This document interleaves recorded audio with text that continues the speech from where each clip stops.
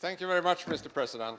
This report has been very long due, actually too long. It's about time for the Council of Europe to condemn the crimes of communist regimes. We have had very many debates within the Political Affairs Committee. We had long meetings in September and December. And actually, on the December meeting, there were no one in the committee voting against the report. There were only votes when it came to the amendments. But at the very end, the report was adopted without anyone voting against. And I think that's an important information to the members of the Assembly. Let me first start with telling a story. I think everyone here, or most of you, have read the book Three Men in a Boat. Most of you probably have. It's a funny book. But there's another book written by a Finnish author, and it's about two boys in a boat, and it's called With a Sailboat to Siberia. This was in 1946, in May. These two Finnish boys were sailing from Finland. They were going to see some people in Stockholm, in Sweden. But they had something wrong with the compass and misnavigated, and they ended up close to the Soviet marine base Porkala. They got arrested. They were sent to Leningrad for a mock trial, and they were sentenced to 3 years in Siberia for misnavigating. After serving these 3 years, they had difficulty surviving. They almost starved to death. After serving these 3 years, they thought they were going to be free and sent home. Not so. They had to stay for over 4 more years in a kolkhoz and work there, sort of free within the Soviet Union, but not free to go home. This, ladies and gentlemen, colleagues, this is communism. The individual has no right and no value. And I can tell you, had we been in a communist state, a communist society right now, this debate could not have taken place, or hardly any debate, because everyone has to think and believe the same things. I have a book here, another book by Nathan Sharansky. I really recommend this book to each and everyone to read. Nathan Sharansky, Jewish dissident in the Soviet Union, and he's written a lot of books. This came out only 2 years ago, and the name is The Case for Democracy: The Power of Freedom to Overcome Tyranny and Terror. Very important book, and Mr. Sharansky writes about the fair society. The communist states were fair societies. There are other fair societies as well. Could be fundamentalistic regimes and others. But all the communist regimes have been and are fair societies. And in a fair society, people cannot express themselves, and they do not want to express themselves because they will be punished if they do. And therefore, they do something which Sharansky calls double think. Double think, the majority of the population actually are double thinkers, while the minority are the rulers and the other minority are the refuseniks or the dissidents. And this means that if you take a poll, an opinion poll in a communist society, you will not, because of all the fear, get a clean result. If there is an election or a referendum, the same thing will happen. Mr. Sharansky, he worked very closely with Andrei Sakharov, the first and most famous dissident in the Soviet Union. And Mr. Sharansky was a Jewish dissident, and that's important because after the 1967 war between Israel and their Arabic neighbors, the campaign against Jewish population in Soviet Union really increased. And that actually meant that the resistance was bigger than it had been before.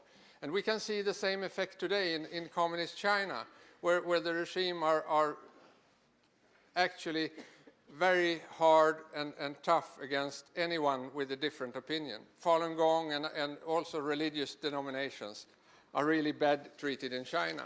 And you can see the same thing will happen there, that you'll have a lot of dissidents, a lot of people in opposition, and that will be good, because I would bet you a few euros, I could bet you 100 euros here, that the Chinese communist regime will be gone within 5 years.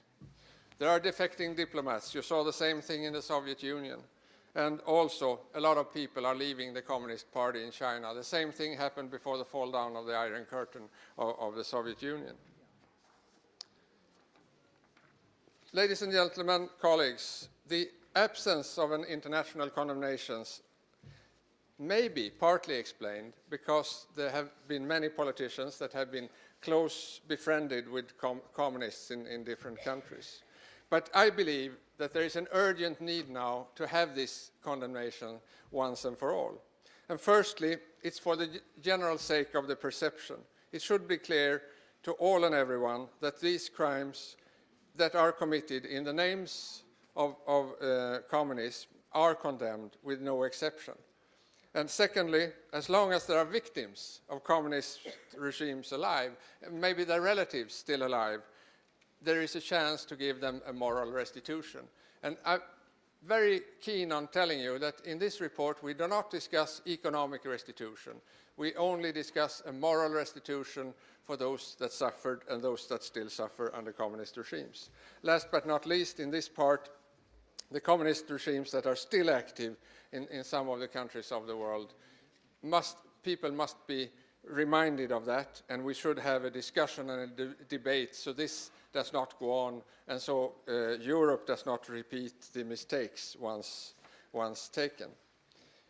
The communist regimes, they can be defined by a number of different features, and that includes, of course, the single mass party. You're only allowed to do and think what the party thinks. And they're committed to one ideology, and the power is concentrated within a small group of leaders, which have a pretty good life in their countries and their societies, but the rest of the people does not count. An individual is not worth anything. And there is no right to association, no right for meeting. The freedom is non-existent. And in order to enforce control over this public, the regimes usually have a very large police force. They have a monopoly on the mass communication, and they nationalize the economy. Here, China is a different exception because they have combined the worst part of the capitalist society with the worst part of the communist. Having a communist society, no freedom of expression, no laws and regulation that protects the individual, and that is combined with an absolutely free and raw capitalism. I think that will be the place, hell on earth, so to say. However, I'm convinced that with the discussion going on and with the people getting a moral restitution, the Council of Europe, once and for all, and this have been long due, once and for all, we will stand up for those that suffered under these terrible dictatorships. Thank you, Mr. President. Thank you.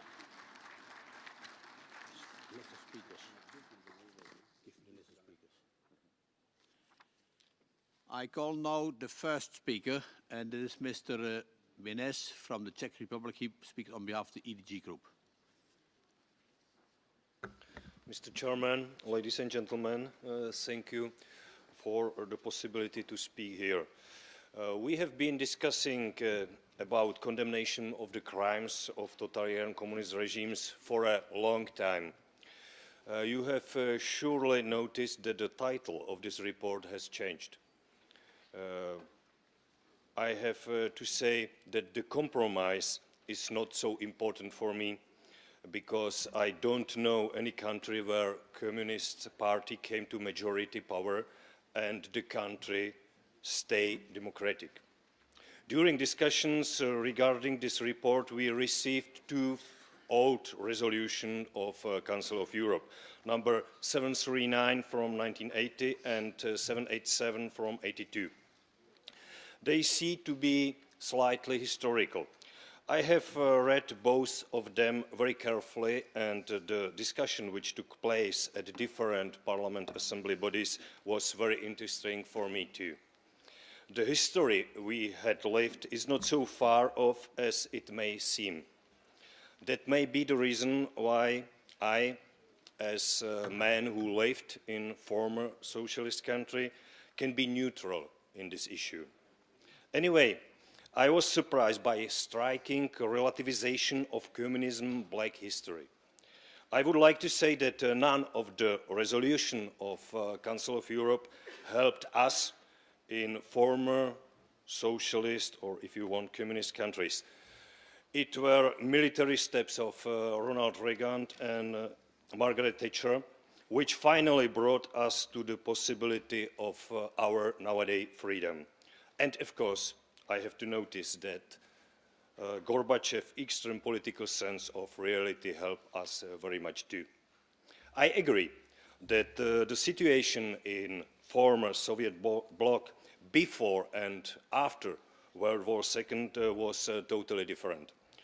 It was totally different from the situation in the 80s when these resolutions were adopted.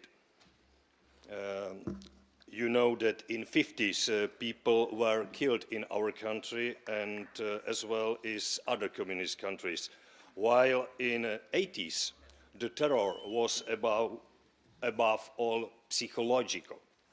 But it is necessary to say that there can be no victims, neither hard or soft, without representatives of a regime, without murders. And there cannot be no representative of regimes, there cannot be no murders if there are no servants. That is why, after 15 years, we are talking about condemnation of, if you want, totalitarian crimes of communism. While condemnation of Nazism was rather quick because it took only months for the world's community to unify against it, there is a difference in case of communists. As the World War II was over, it was clear who is the winner and who is the loser. The end of Cold War as the beginning of the 90s has not brought such a clear division. Who was the loser and who was the winner at that time? While winners of World War II became protectors, they became protectors in former Nazi and fascist countries and helped to denazify them, the end of Cold War has brought no protectorship to the post-communist countries. While Nazism was defeated in the war, the communist regimes were defeated themselves. And in this respect, I am not afraid of Nazists or communists. I am not afraid of Nazism or communism. I am afraid of servants who help to these regimes, not only in Berlin, Moscow or Prague. Thank you for the attention. Thank you. I give now the floor to Mr. Einarson from Sweden. He is the leader of the United Left Group that speaks on behalf of this group. Mr. President, under normal circumstances, I would start with congratulating my friend and colleague from the Swedish Parliament, Göran Lindblad, for an excellent report. Unfortunately, I cannot do that this time. Instead, I have to, on behalf of an unanimous political group, ask the Assembly to reject his report. But before I continue, I will make one thing perfectly clear.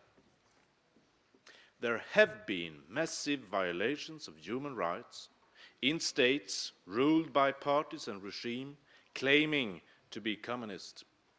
And this should be condemned, as should the massive violations of human rights in the name of democracy, freedom, Christianity, or civilization. The problem with this report, which makes it unacceptable, is that it's using the atrocities of the past as a tool to attack, marginalize, and even pave the way for criminalization of an ideology and a political current, the ideals of which are the very opposite of these crimes. This report does not make the necessary distinction between, at one hand, violations of human rights committed by regimes labeled as communist, and, on the other hand, communism as a political movement aiming at a society where the freedom of each and everyone is the precondition for the freedom of all, to quote the Communist Manifesto of 1848. And when you read the explanatory memorandum, it's clear that this confusion is intentional. Communism can mean many things, some of them contradictory to each other. But anti-communism is also a strange animal. It claims to be the advocate of freedom and democracy, but looking at history makes the picture quite different. Under the banner of anti-communism, men and women struggling for democracy have been deprived of their democratic rights. Under the banner of anti-communism, millions of men and women dreaming of and fighting for freedom have been jailed, tortured, and killed. The truth is that the target of anti-communism has never been dictatorship or violations of human rights. The target of anti-communism has always been, and still is, the left, the labor movement, and anyone questioning capitalism and imperialism. The anti-communists of the 20th century opposed the so-called dictatorship of the proletariat in the Soviet Union, not because it was a dictatorship, but because it was of the proletariat. In this, by the way, both anti-communists and communists were wrong. It wasn't proletarian at all. But for decades, the Soviet Union seemed to materialize the eternal nightmare of the ruling classes, the fear that the workers should seize power. In the report, it said that some communist parties have made contributions to achieving democracy. How very generous. Who died in Spain defending the Democratic Republic in the 30s? Who organized resistance against Nazi occupation? Who fought post-war fascism in Spain, Portugal, Greece, Rhodesia, South Africa, regimes supported by the United States in the name of anti-communism? Who is today in the war on terror defending liberal principles when attacked by liberals? Göran Lindblad knows the answer. I represent a group of the unified European left. Unified most of the time doesn't mean unanimous. We come from different political traditions and we use different political labels: left socialist, green, communist, etc. We have different opinions on many issues, including 20th century European history. But all 36 members, without exception, communists and non-communists, defend the values of the Council of Europe. Colleagues, I don't ask you to defend communism. I ask you to defend the values of this assembly. Thank you. Thank you. I now give the floor to Mr. De Puig from Spain. He is the leader of the Socialist Group and speaks on behalf of this group. Merci, Monsieur le Président. Comme je viens de vous annoncer il y a un instant, notre groupe va présenter une motion de renvoi de ce texte. Certainement, le groupe socialiste est parfaitement contre tout crime. Contre tout crime, d'abord. Aussi contre tout crime d'un régime totalitaire, sans aucun doute. Et aussi contre les crimes qui a perpétrés, dans certains cas, des régimes communistes. On est contre. On ne peut pas rien accepter de ces côtés-là. Ça, c'est clair. L'horaire, c'est l'horaire, vient d'où il vient. Mais les textes que vous nous présentez, en ce qui concerne cette condamnation, ça va. Nous, le socialisme, nous sommes en train de le condamner. Mais ce n'est pas clair dans ces rapports que seulement on condamne les crimes du communisme totalitaire. Il y a un petit peu plus que ça. Et là, notre groupe, quand même, ne voudrait que par la voie de ce rapport, il y ait des interprétations de condamnation d'une idéologie, de condamnation de gens idéalistes, de gens qui se sont battus pour les libertés, de gens qui font partie de cette assemblée et se réclament comme idéologie de communisme, puissent être confondus avec les crimes de ces régimes. Nous ne voulons pas ça. Et je dois dire que cette fois-ci, je ne peux pas féliciter le rapporteur parce que ces rapports de 6 pages, avec un exposé de motifs de 6 pages. On fait un résumé historique, je le répète, de 6 pages. Je suis historien. Comment voulez-vous traiter une affaire si délicate, si profonde, en 6 pages? Comment voulez-vous analyser ce qui a été l'action de ces régimes en 6 pages? C'est impossible. C'est impossible. Bon. C'est là, on nous présente ça, et c'est pourquoi je vous demanderai plus tard de le renvoyer. Mais aussi, dans les propos politiques, dans les projets de recommandation et dans les projets de résolution, il y a des éléments équivoques. Il y a des éléments équivoques qui ne semblent pas se référer tout simplement au crime de régime totalitaire communiste, mais aussi à l'idéologie que nous a donné aussi des gens dans la résistance française, dans la résistance en Espagne, qui nous a des gens qui s'est battu, qui a donné sa vie par les libertés, et qui a des gens dans les partis communistes en Europe occidentale, comme vous le savez bien, et beaucoup de monde aussi dans les pays de l'Est qui ont fait la transformation, qui ont aidé pour cette transformation, et on ne peut pas confondre ça, on ne peut pas mélanger. C'est pourquoi, Monsieur le Président, je voudrais plus tard vous demander de renvoyer je vous donnerai les arguments, renvoyer ces rapports en répétant qu'on est bien contre les crimes des totalitarismes communistes, mais il faut quand même être équilibré et essayer de ne pas donner des autres interprétations qui seraient erronées et même funestes données du côté de cette Assemblée du Conseil de l'Europe. Merci. Merci. Maintenant, je donne la parole à M. Nemeth de l'Hongrie. Il parle au nom du groupe PPE. Dear colleagues, Chairman,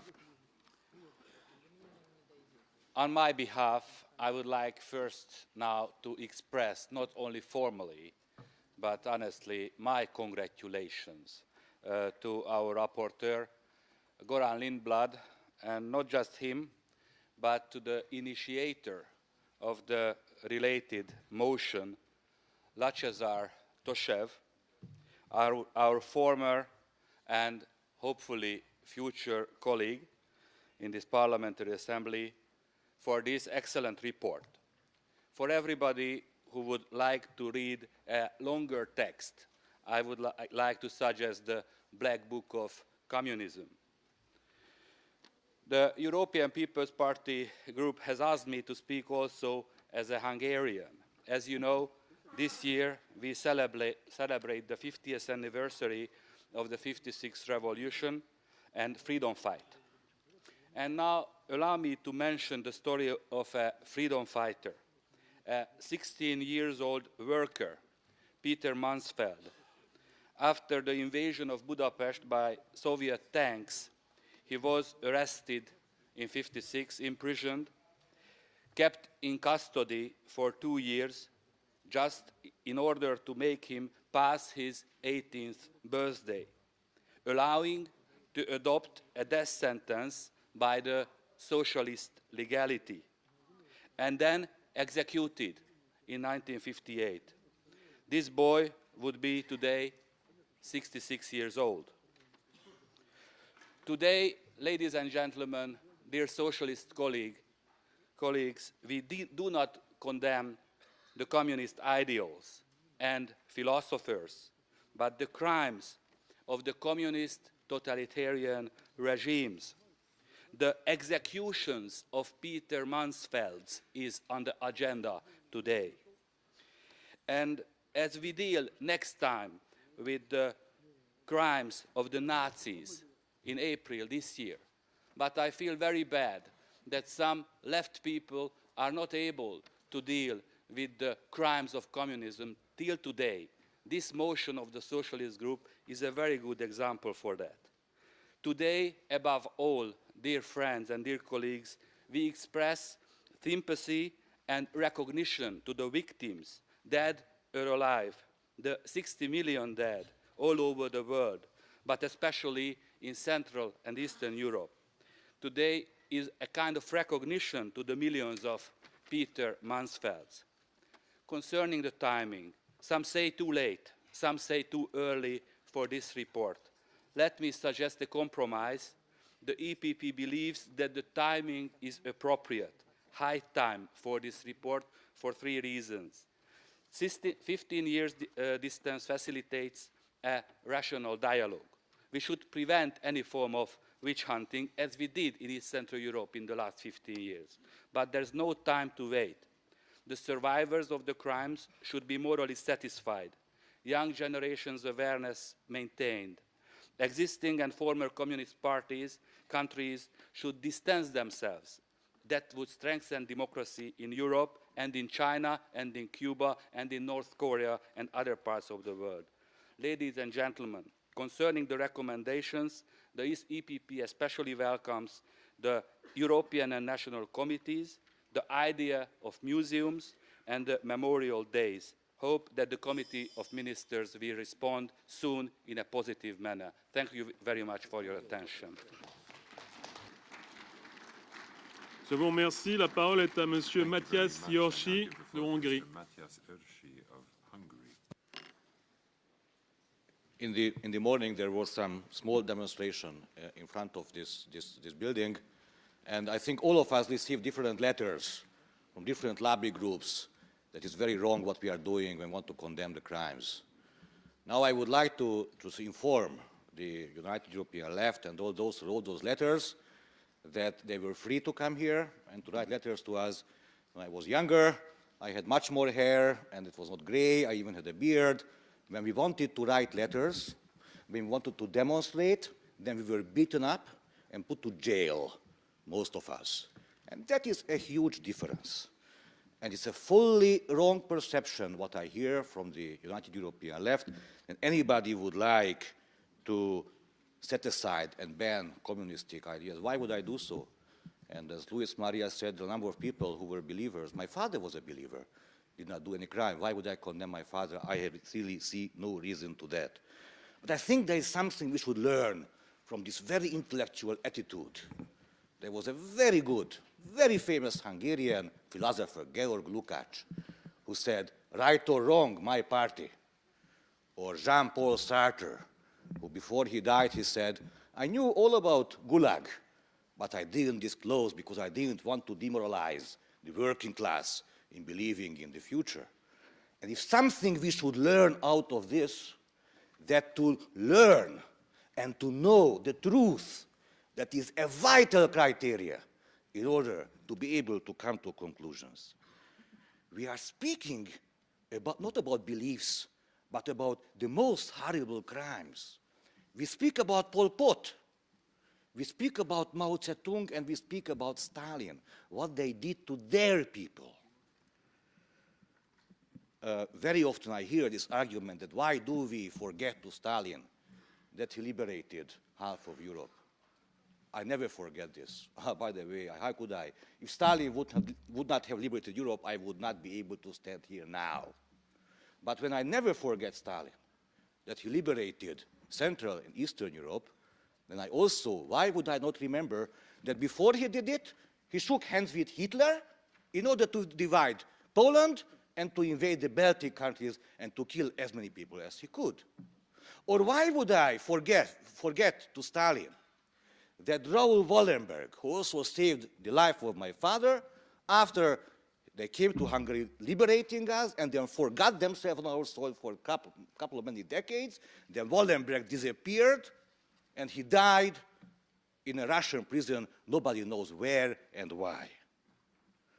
Ladies and gentlemen, my basic fear is, and I don't understand why is that, why are there people in the left who do not recognize it is not about ideology and beliefs, it is about the most terrible crimes, or one of the most terrible crimes that happen to human beings in our continent. And I have the worry that this debate can be used for different domestic political purposes. It's not a problem in the Netherlands or in Denmark, fortunately not anymore in Hungary because we also don't have communists anymore. It can be a problem in other countries. So I really hope that at the end of the day, this assembly will be united to condemn the criminal acts of the communists. Because what Stalin did, it was the worst for the Russian people, not only to them, but for the Russian people.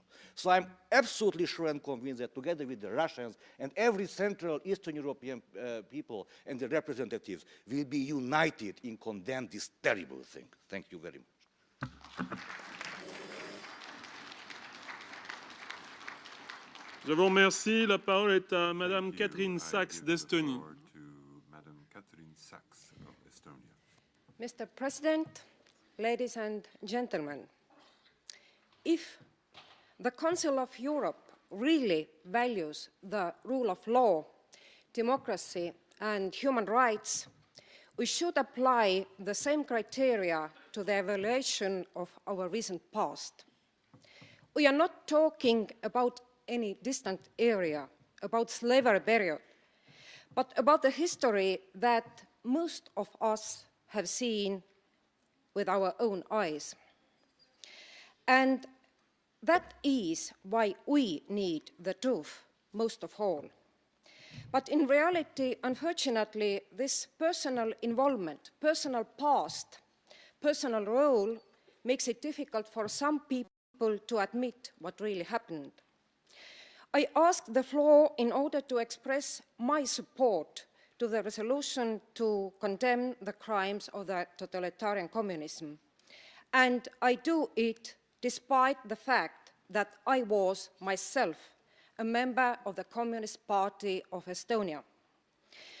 Why it happened so, it's not important now, but I am not proud of it today, at least for the reason that it was severe hurt to the feelings of my parents who suffered for this regime. I believe that I am myself the most severe judge here. I hope that the efforts I have made to terminate this regime and to build up democracy in Estonia have retrieved the harm of my belonging to the Communist Party. This resolution, just as the same kind of document adopted by the Estonian Parliament in 2002, does not make me responsible for the crimes I never committed.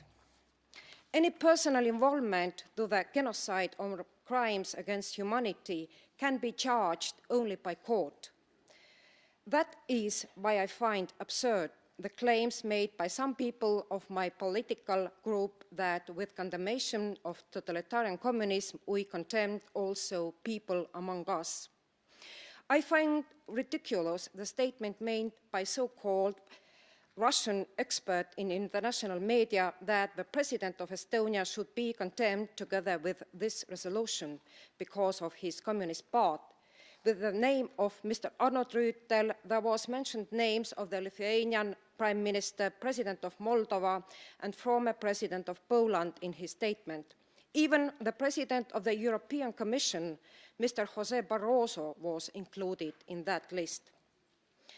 Today in the morning in my party group, Angela Merkel, the German Chancellor, was added to this group of people. And that is total nonsense, or in contrary, purposeful effort to mislead the public in order to avoid the truth. Dear colleagues, why I consider adoption of the resolution is the utmost importance. Not so much because of the clearing accounts of the past, but keeping in mind today and tomorrow. Or else we cannot be sure that it will never happen again if we don't do that.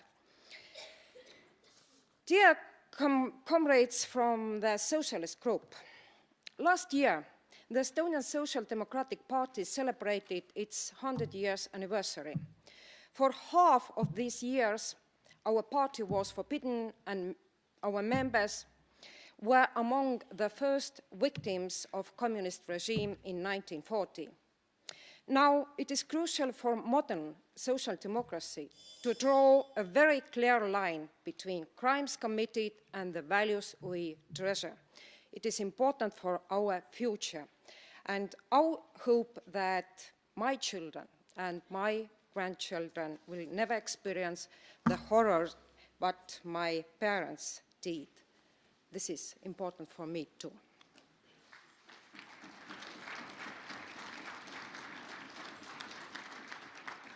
Je vous remercie. La parole à Monsieur Ivan Ivanov de Bulgarie.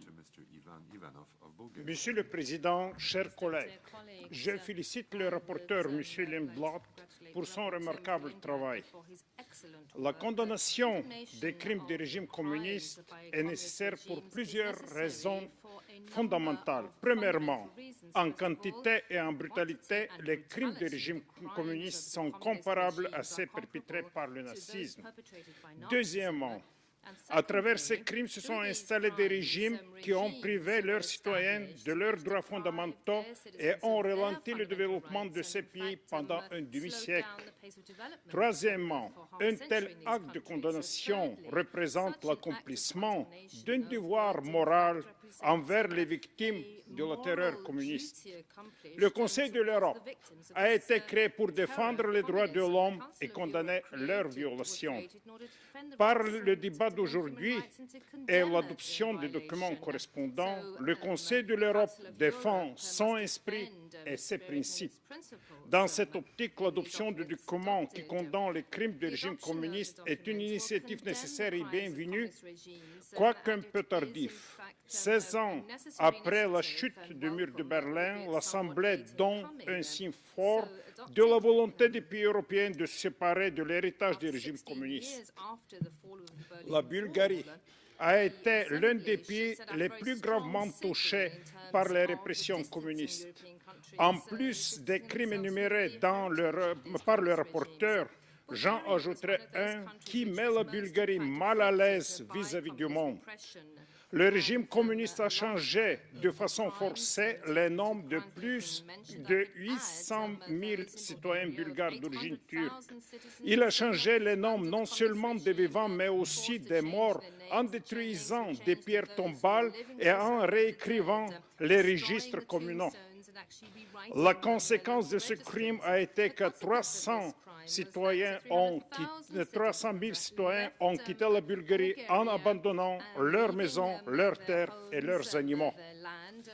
Les crimes du régime communiste ont été inspirés par l'idéologie communiste, la théorie de la lutte des classes et de la dictature du prolétariat a supposé une violence morale et la physique, qui s'est transformée en terreur généralisée. Je crois qu'il est fondamental d'en prendre conscience. D'autre part, un certain nombre de partis de gauche, héritiers des partis communistes, n'ont pas trouvé la force ou n'ont pas voulu condamner officiellement les crimes des ex-régimes communistes, ce qui montre qu'ils n'ont pas achevé leur processus de réforme. Les documents officiels que l'Assemblée parlementaire va adopter aujourd'hui donneront une force morale aux chercheurs et aux ONG pour continuer leurs activités d'investigation sur les crimes des régimes communistes, comme le fait l'Institut Simon Wiesenthal pour les crimes du nazisme, puisque les victimes réelles sont beaucoup plus nombreuses qu'il n'est officiellement reconnu.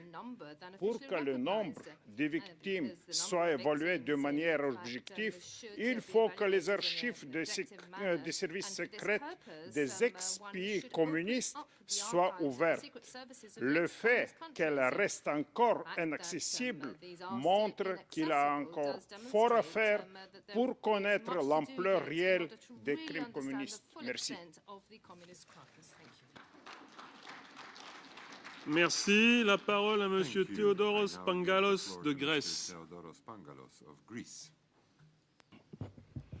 Monsieur le Président, parlant après deux collègues hongrois, un bulgare et une collègue qui vient d'Estonie, il est évident que je dois respecter la passion de leur engagement et leur expérience.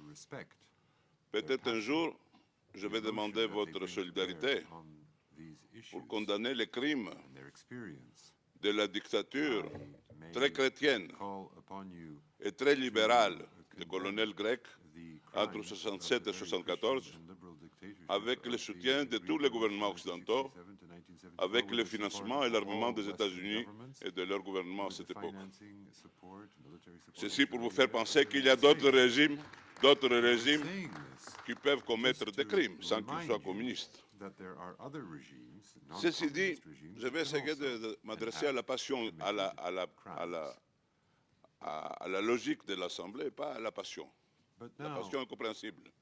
Je la respecte, mais il faut que notre logique aussi soit mise au travail. Pourquoi ce document et pourquoi ici et maintenant? Parce que si quelqu'un pense que nous avons un risque de résurgence du communisme, évidemment, il faudrait en parler. Je pense que ces régimes sont morts et enterrés, personne n'en parle. S'il reste des gens qui circulent encore dans des partis qui réclament le régime communiste, parce que la plupart, comme vous venez de l'entendre, sont parmi nous, sous d'autres étiquettes politiques, ces gens-là essayent autant que possible de se démarquer par rapport à leur passé, et notamment par rapport à cette expérience étatique.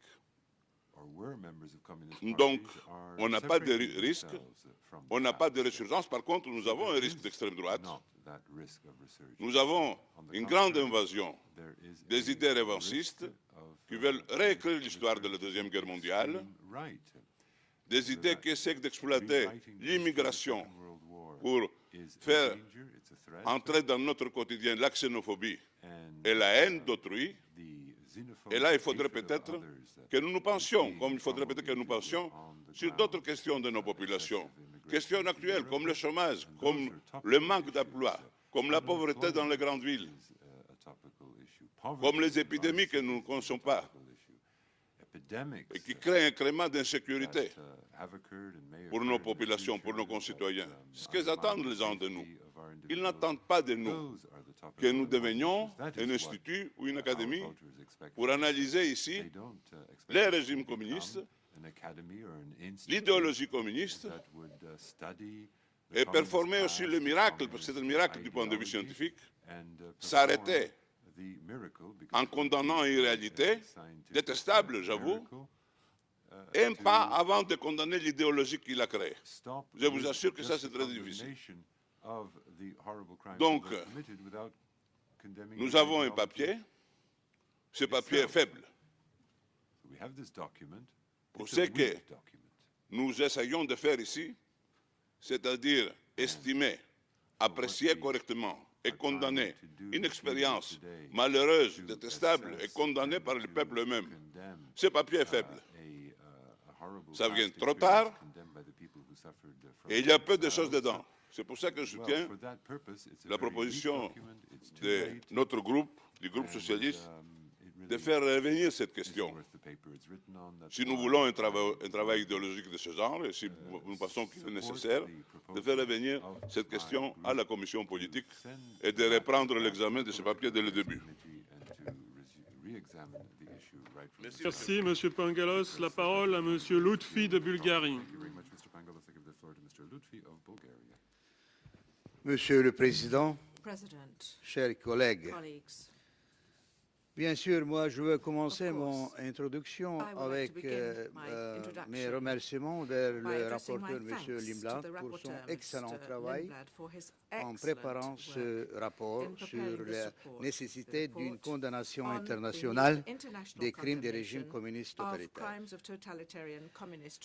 Tout comme les autres pays d'Europe centrale et orientale, mon pays, la Bulgarie, n'a pas été épargné par les excès des régimes communistes totalitaires dans la période entre 1944 et 1989. Pour raisons politiques et sans jugement, des personnes ont été envoyées dans des camps de concentration juste pour s'être opposées au régime ou simplement pour ne pas être des sympathisants. Pendant cette période, 200 000 personnes ont été arrêtées, 30 000 ont été tuées sans jugement, des milliers sont portés disparus. Il ne faut pas oublier que certains de ces régimes sont demeurés répressifs et criminels jusqu'à la fin. L'exemple le plus évident est le soi-disant processus de rétablissement des noms en Bulgarie qui a duré 5 ans, chers collègues. Dans la période 1984-1985, seulement en 2 mois, en flagrante violation des droits de l'homme, assassinat, incarcération en camp de prison. Le régime communiste totalitaire a essayé de porter atteinte à l'un des plus fondamentaux des droits de l'homme, celui à l'identité de la personne. Plus d'1 million de Turcs ethniques et musulmans ont été forcés de changer leur nom et de prendre des noms bulgares. 517 personnes ont été envoyées dans des camps bélénais, 2000 personnes ont été internées, environ 5000 ont été détenues par les milices. De nombreuses maisons et foyers natals étaient détruites.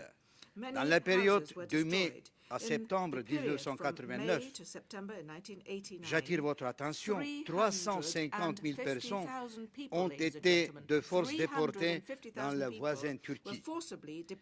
Le but du régime communiste totalitaire était de rendre la population en Bulgarie uniethnique, sans minorité. Mesdames et messieurs, je me permets de citer cet exemple drastique parce que cette forme de grave violation des droits de l'homme n'est pas seulement une atteinte de la dignité humaine, aux droits de la confession et de foi et au patrimoine culturel. C'était la mise en œuvre d'une politique de génocide ethnique, une atteinte à l'identité ethnique et religieuse de la personne. Un crime flagrant et je suis surpris, Monsieur Lamblin, qu'il ne figure pas dans votre rapport. Et bien sûr, en mémoire des victimes décédées, du respect de la dignité de celles qui sont restées en vie, en raison de l'éducation des jeunes générations qui ne doivent pas permettre une restauration, une récidive des régimes semblables. L'engagement formel du Conseil de l'Europe de condamner les crimes dans les pays qui ont fait l'expérience du régime communiste totalitaire serait un signe de la volonté des pays européens de se délimiter de l'héritage d'un système totalitaire. Je soutiens, chers collègues, chaleureusement le projet de résolution parce que nos sociétés post-socialistes et communistes, ils ont besoin de cette catharsis. Merci beaucoup. Merci, Monsieur Lutfi. La parole à Monsieur Schreiner de France. Monsieur le Président, mes chers collègues, je tiens à féliciter M. Lindblad pour son rapport courageux et clair. Il est exact que le communisme n'a jamais fait l'objet de condamnations vigoureuses et explicites. Si le nazisme comme idéologie et les dirigeants nazis après la Deuxième Guerre mondiale ont été jugés et condamnés, et à juste titre, si les associations d'anciens déportés n'ont cessé de raviver la mémoire collective pour que nul n'oublie l'ampleur des crimes commis, rien de tel ne s'est produit à l'égard des régimes totalitaires communistes. Pourtant, par leur ampleur, les crimes commis n'ont, hélas, rien à envier à ceux perpétrés par le régime nazi, comme le montre le rapport de notre collègue. Les nazis ont exterminé. Les communistes du régime totalitaire ont tué des victimes et des millions de victimes innocentes. Les chiffres cités dans le rapport font d'ailleurs foi et font froid dans le dos. Les manuels scolaires dans nos pays sont malheureusement restés très discrets à cet égard. Nous, les hommes politiques, restons prudents, ou sommes restés prudents dans la dénonciation, sans doute parce que des régimes communistes continuent d'exister de par le monde et parce que l'étiquette communiste continue de s'appliquer à certains partis politiques dans nos démocraties et qui ont d'ailleurs, pour la plupart, et pour la grande majorité, ont su évoluer et ne doivent en aucun cas être assimilés aux déviations dont nous parlons aujourd'hui. Notre collègue nous incite à sortir de ce silence trop poli, de cette prudence politique qui peut s'expliquer de la part de nos gouvernements ou de certains gouvernements, mais moins de la part d'une institution telle que le Conseil de l'Europe, qui se doit de défendre les droits de l'homme, mais qui se doit de dénoncer également, de condamner les violations. Les membres du Conseil de l'Europe ont parfois l'impression de peu intéresser les médias. Mais voilà, et M. Lindblad a raison, je crois que les médias s'intéressent à notre débat d'aujourd'hui. Encore une fois, il ne s'agit pas de condamner par ce biais les partis communistes contemporains, avec qui le débat doit rester très démocratique dans nos assemblées, mais d'insister sur les actes plus que condamnables commis par des régimes se réclamant de cette idéologie communiste. Il ne s'agit pas non plus pour nous politiques de dicter aux historiens une quelconque interprétation du passé, car dans ce domaine, les faits sont reconnus, sont incontestables et ne peuvent qu'appeler une ferme condamnation de tous les démocrates et de tous les défenseurs des droits de l'homme. Mes chers collègues, la conscience de l'homme est un bien sacré et c'est la conviction de notre démocratie. Et compte tenu des remarques précédentes, j'apporte donc mon entier soutien à notre collègue Lindblad et aux conclusions de son excellent rapport.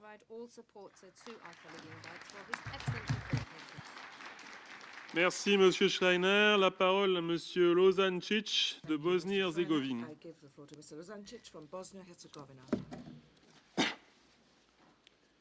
Thank you, Mr. Chairman. Dear colleagues, I want to talk about this theme in view of the fact that my country was in one-party system until 1990 when it changed in multi-party system and there was an armed conflict in my country. We need an international condemnation of crimes of totalitarian communist regimes, especially of countries which were in totalitarian communist regimes.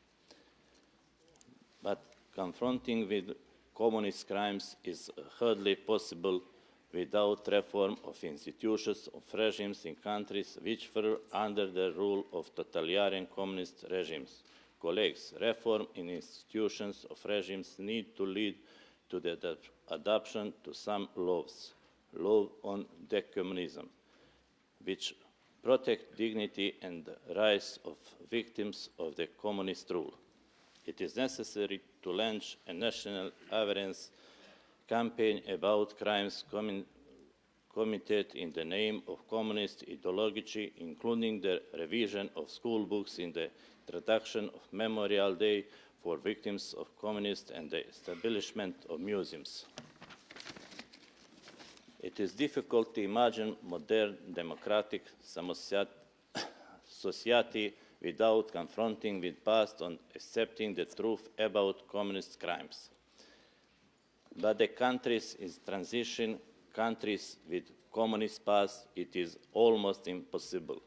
Looking back to the past shouldn't be a motive for new conflicts. It must be a strong stimulus for building a better future. In that sense, let me paraphrase the words of one big man who said, truth, remorse, reconciliation, when he talked about building a better future. Justice must be accessible for everyone, disregarding of one's national, religious, political, or ideological belonging. Victims of communist terror must get moral and material satisfactions. Selectivity of justice and feeling of justice which result from it can be dangerous for democracy, especially for society in transition, and can slow down their democratic progress. Judicial bodies must process all communist crimes and violation of human rights and give back dignity and feeling of justice of the victims of communist regime. If we don't determine the truth about communist crimes, if we don't face the truth, and if we don't process war crime and violations of human rights by totalitarian communist regimes, it will cause frustration and feeling of injustice, which could be a suitable ground for causing a new conflict as it happened in ex-Yugoslavia. In processing crime and violations of human rights, it is necessary to keep track and individual guilt, individual responsibility, because those who do crimes and violate human must be convicted. This should be a public warning, especially for future generations, that no one does crime and violate human rights without being condemned. Accepting this document is especially important for the transition countries which have lived under the communist regimes. My last sentence. However, the future is quite certain, and the future will be a European family of free and democratic countries and people. Thank you for your time and your attention. Merci, Monsieur Lozancic. La parole à Madame Canelli de Grèce. Thank you, Mr. President. I heard all the previous speakers. They spoke as Estonians, Hungarians, Bulgarians. So permit me, dear colleagues, to speak as a Greek communist parliamentarian. But Greek first, because I think in here, against Mr. Lindblad, I have to defend the Greek word democracy. That means power of people. Power of people. Anyone can go around and say that they are very sorry that they have been communists when they were young. Now that they decide after their 50s, I'm 52, to stop being communists. You can decide to change the regimes in your countries.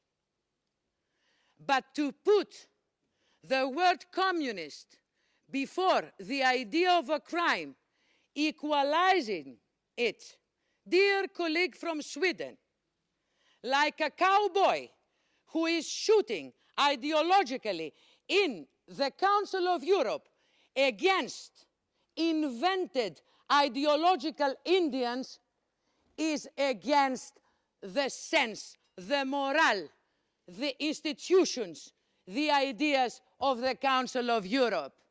Are you so much afraid? Communists all over Europe now are a minority. In here, we are supposed to work protecting the human rights.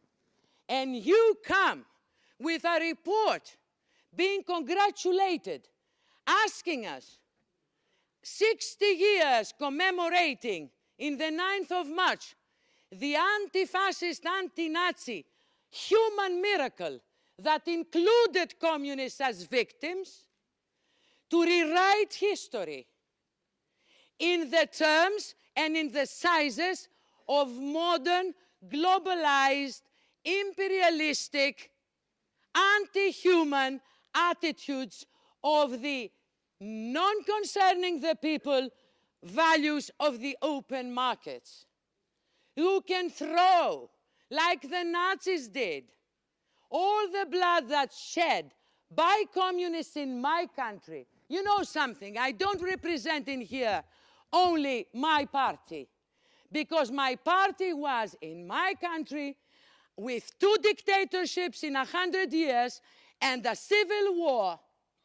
I represent 11 million Greeks. All the parties, even the ones that built it 50 years ago, concentration camps for the communists, persecuted them. They sent them to the beautiful islands. You go now for vacation. They are against this report because they are Democrats, because we will not ask Mr. Bush's children to say mea culpa for their father's crimes. Democracy is to accept the evolution. You cannot criminalize class struggle because nowadays, now when we're talking, there are thousands of crimes done all over the world. Please, Mr. Lindblad and dear colleagues, don't create enemies, because then if you take the scalps of ideas, when new ideas arise in the 21st or in the 22nd or in the 23rd century, when none of us will be alive, they will remember the Council of Europe as the start of witchcrafting with the communists first, and then maybe the blonde, the not tall, the very high, the very fat, or the very thin. It has always been starting like this. If you want to be a cowboy, wear red boots. Maybe your path is going to be healthier, nicer, and more democratic.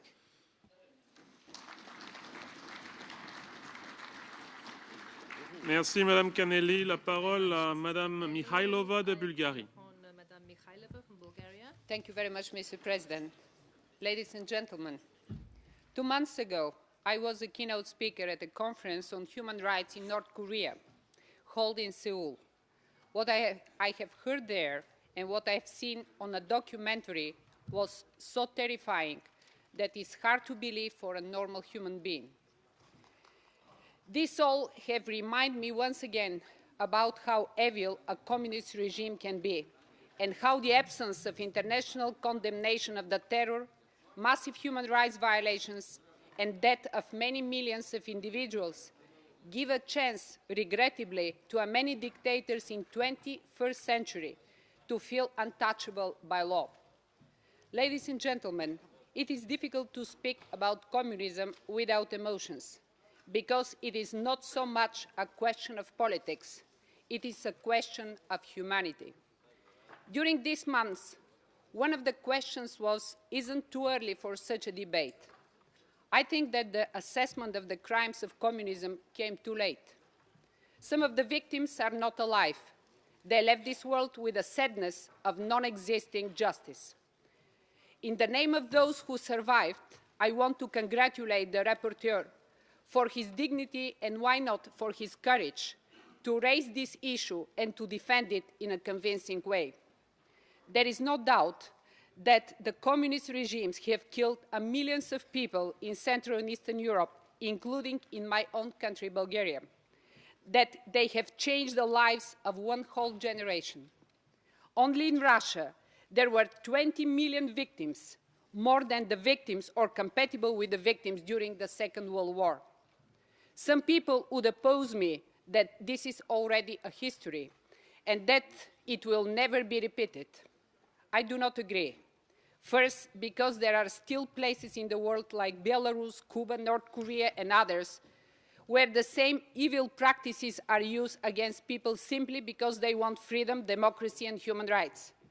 Second, because during this debate, and especially during the vote, will become clear the real political assessment of Europe of the crimes of communism, the wish of some politicians to maintain good relations with some countries whose rules are still based on communist ideology should not prevent them of being just and follow the spirit of the Council of Europe.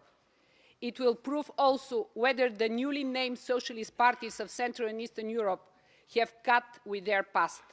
Ladies and gentlemen, dear colleagues, the French resistance and the Spanish resistance cannot be an excuse for the crimes committed by communist totalitarian regimes. I repeat, should not be an excuse. The third point I would like to raise is that today's debate is sending an important message to the new generations and keep them away from a sort of nostalgia for communism.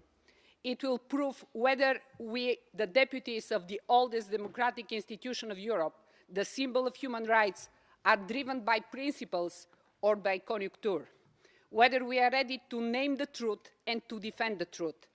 The young people of Europe and all over the world need examples of principles, courage, and commitment to defend human dignity. Thank you.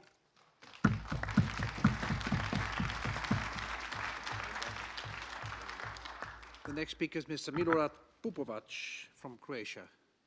Is he present? Thank you, Mr. Chairman. I would like to emphasize at the very beginning that what we have today here as a text, as a draft of resolution, and particularly the explanation is a very, very raw material, based on a very, very controversial contribution from one or eventually couple of the historians. And that's it.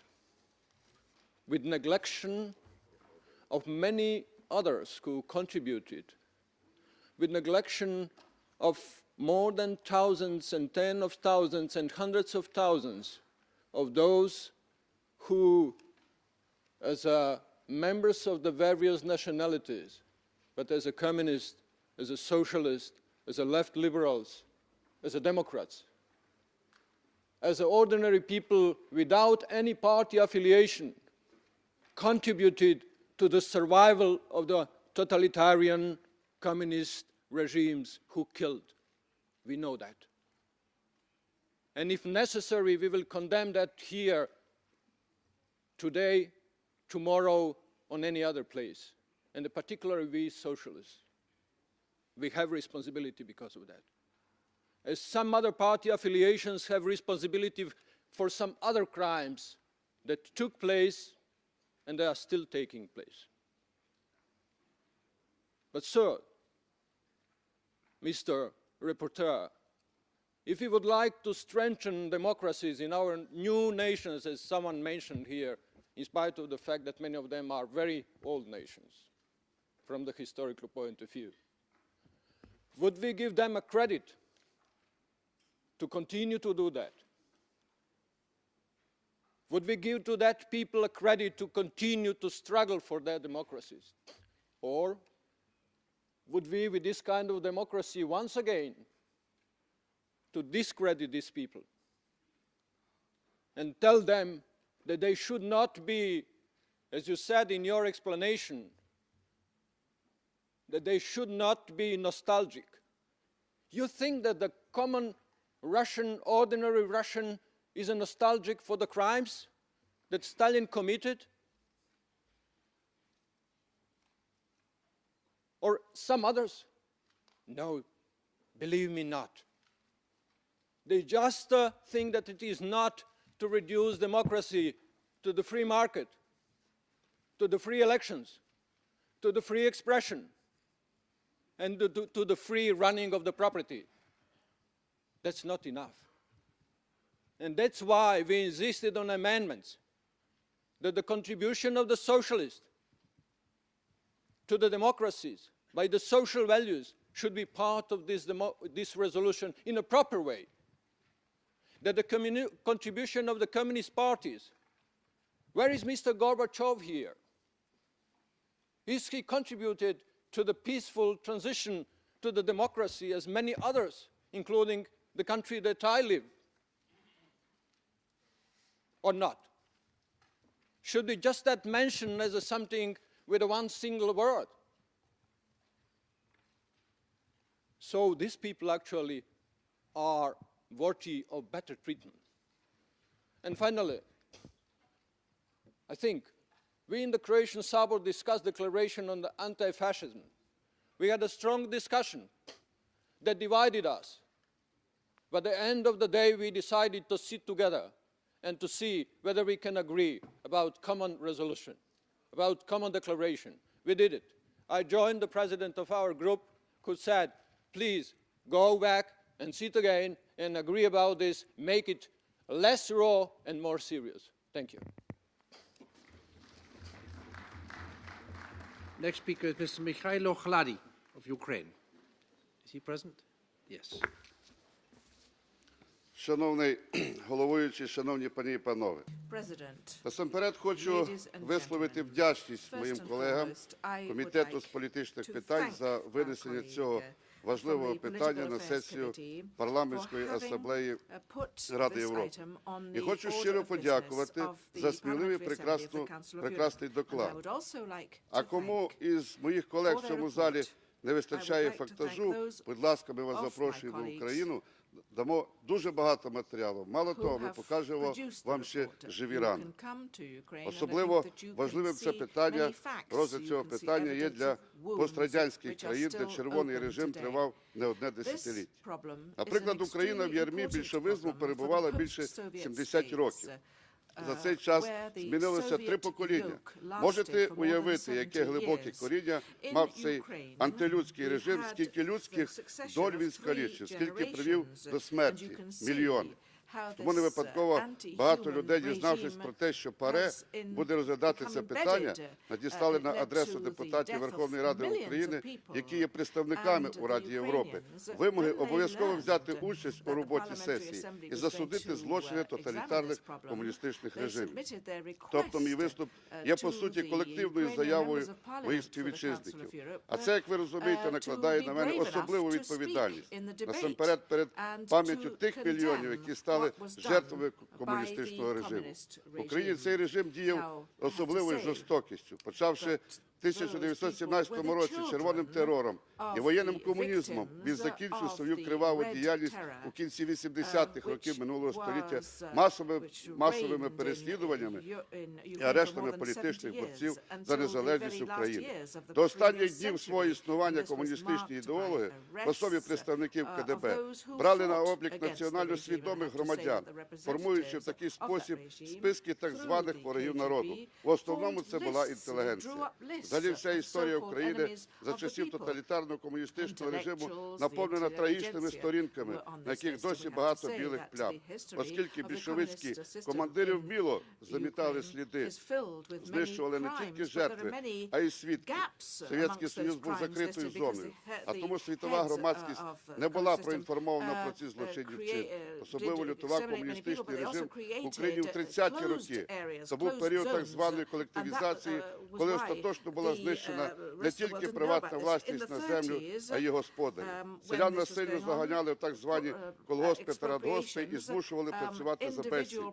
Будь-який спротив карався або на смерть, або тривалим засланням. А оскільки селянські виступи носили масовий характер, то комуністична партія оголосила селянам війну за участю регулярної армії.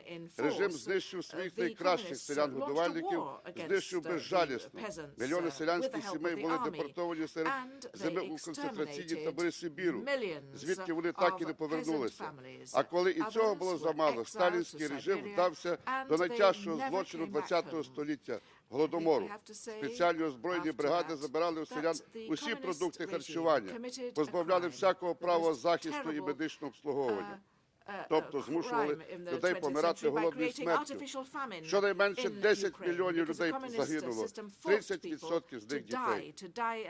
Ось таке велике національне горе було в Україні з вини тоталітарного режиму. Та й не тільки в Україні. Шановні колеги, ми повинні сьогодні засудити цей страшний режим. Друге, підтримуючи проект резолюції в цілому, я хочу від імені української делегації звернутися до своїх колег з усіх країн Європи, до міжнародної спільноти, посприяти тому, аби їх парламенти визнали голодомор України в 32-33 роках минулого століття геноцидом комуністичного режиму. Дякую за увагу.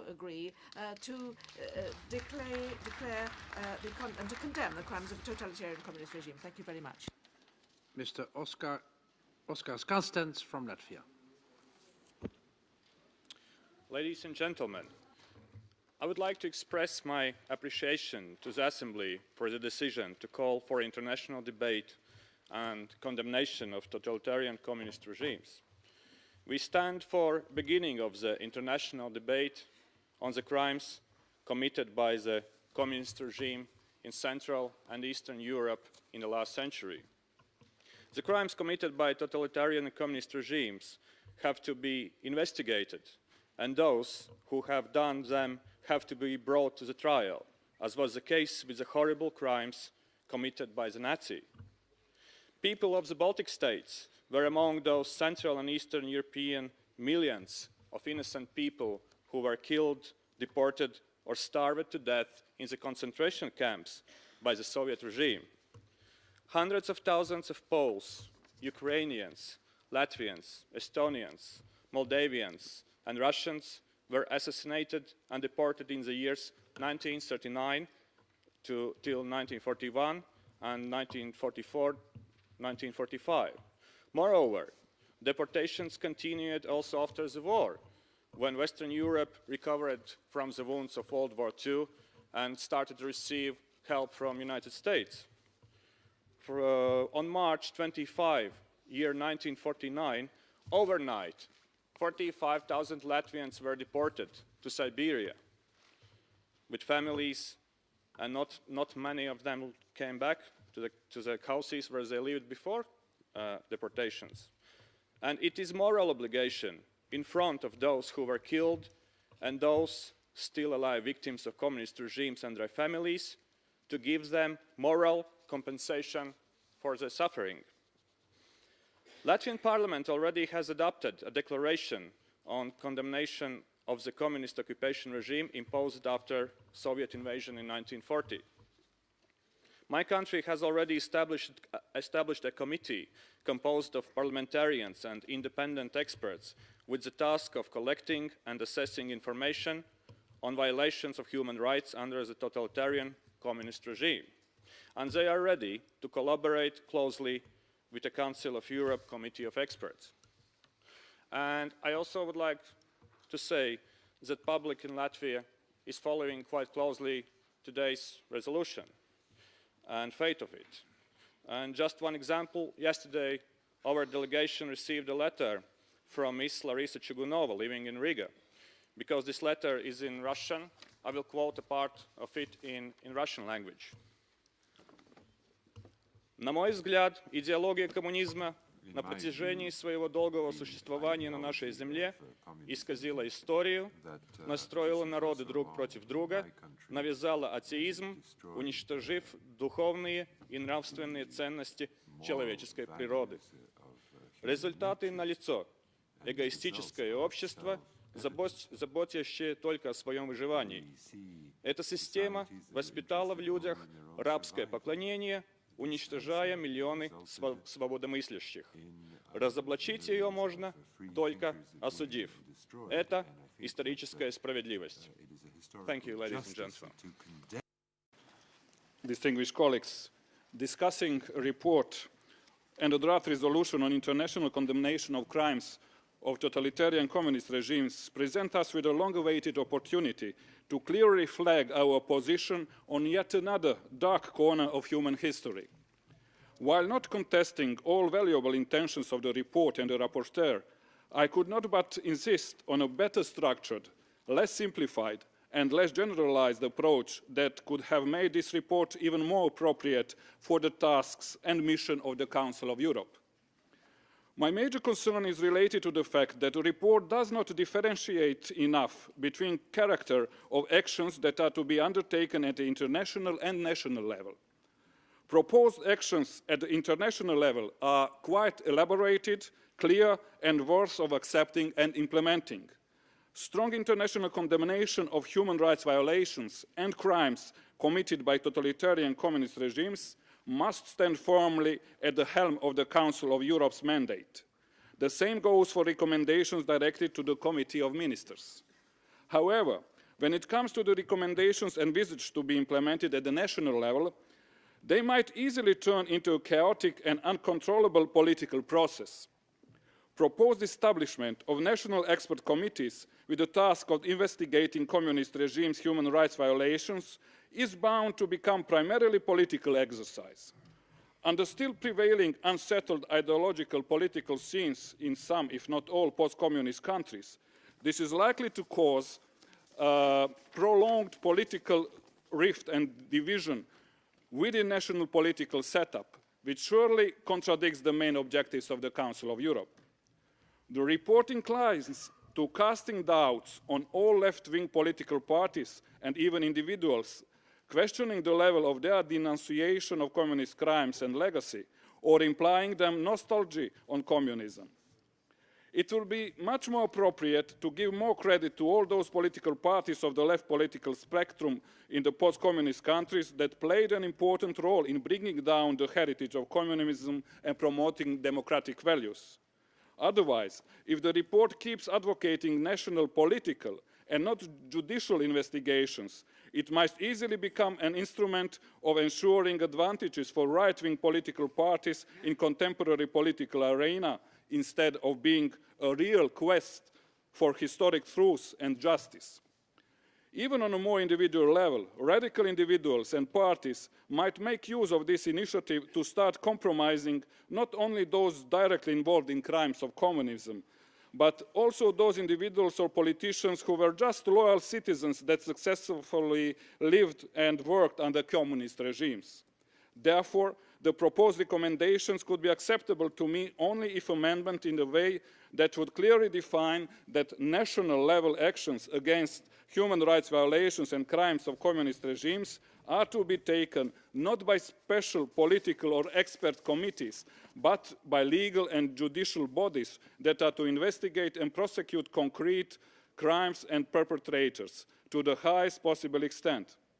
Having in mind other shortcomings of this report explained by my colleagues from Socialist Group, it would be appropriate to come back to it once it is revised and brought into line with expressed remarks. Thank you.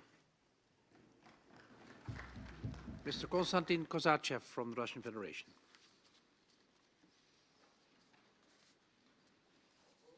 Уважаемый господин президент, уважаемые коллеги, все мы, находящиеся в этом зале, представляем демократические страны и демократические партии, иначе бы мы не сидели в этом зале. Я думаю, то, что нас объединяет, заключается в том, что любые преступления, кем бы, когда бы и во имя какой бы идеологии они не были совершены, заслуживают безусловного осуждения. Я думаю, все мы согласны в том, что если речь идет о политике, то преступления не совершаются демократическими режимами, они совершаются режимами тоталитарными. И я думаю, что если бы тема доклада сохранилась бы в том виде, в каком она изначально была представлена Ассамблее, осуждение преступлений, совершенных тоталитарными режимами, единство в этом зале было бы гораздо более значительным, потому что тогда бы мы могли говорить и о греческом режиме, существовавшем здесь, тогда мы могли бы говорить о режиме Пиночета, который уничтожал коммунистов методами, которые были почище сталинских методов. Мы могли бы провести серьезнейшую дискуссию о корнях, причинах и недопустимости повторения в будущем тоталитарных режимов. Но, к сожалению, авторов доклада подвела идеологическая составляющая. Из общей, очень важной темы тоталитаризма была вынута искусственным образом только одна тема – осуждение коммунистических режимов. При этом в докладе нет, на мой взгляд, ответа на главный вопрос. Все ли коммунистические режимы по определению тоталитарны? Автор доклада думает, что это так. Но я не согласен с этой точкой зрения. Это та же логика, когда мы говорим, что если вся кровь красного цвета, все, что красного цвета, обязательно кровь. Нет, уважаемый господин Линдблад, томатный сок тоже красного цвета. И если мы говорим о коммунистических режимах, которые существуют сегодня в современном мире, а это в том числе правящая в Молдове, государстве-члене Совета Европы, коммунистическая партия, мы либо должны объявлять этот режим тоталитарным и преступным, следуя логике вашего доклада, либо мы должны признать, что доклад недоработан и на самом деле четкой логики в нем нет. И еще одно обстоятельство, которое мне, представителю демократической партии, не позволяет поддержать данный доклад при всем понимании и всем желании осудить преступления, совершаемые тоталитарными режимами, в том числе преступления, совершенные тоталитарным коммунистическим режимом в моей бывшей стране, в Советском Союзе. Это обстоятельство — попытка поставить на одну доску коммунистическую идеологию и идеологию нацизма. Придерживаясь демократических убеждений, я считаю, что между этими идеологиями есть очевидная разница, которая не нуждается в доказательствах. И я убежден в том, что любая идеология, которая действует, которая реализуется в рамках закона, не может быть запрещена, не может быть объявлена преступной именно потому, что она существует и реализуется в рамках закона. У нас сегодня идет достаточно странная дискуссия. Мы обсуждаем то преступление, то режимы, то идеологию. Я могу заверить присутствующих, что люди, которые будут слышать о наших сегодняшних решениях, будут запутаны еще больше. И следствием этого решения, если резолюция сегодня будет принята, будет совершенно неадекватная реакция и со стороны тех, кто ненавидит коммунизм, и со стороны тех, кто его поддерживает. И я бы не хотел, чтобы наша Ассамблея посылала такие ложные сигналы демократическим партиям и демократическим сообществам современной Европы. Спасибо.